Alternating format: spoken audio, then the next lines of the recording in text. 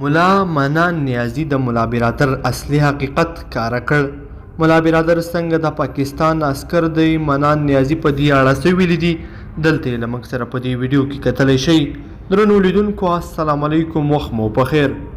له طالبانو د جلا شوې ډلې مشر ملا منان نیازي ویلي دي ملا هیبت الله او ملا برادر په افغانستان کې د تخریب او جنگ پر مخ وړلو لپاره د پاکستان جنگي عسکران دي. نوموړي په یو تازه ټویټ پیغام کې څرګنده کړې ده چې ملا برادر او ملا هیبت الله ایران ته هم تعهدات لري او له دوی دواړو یې ریبوټان جوړ کړي دي.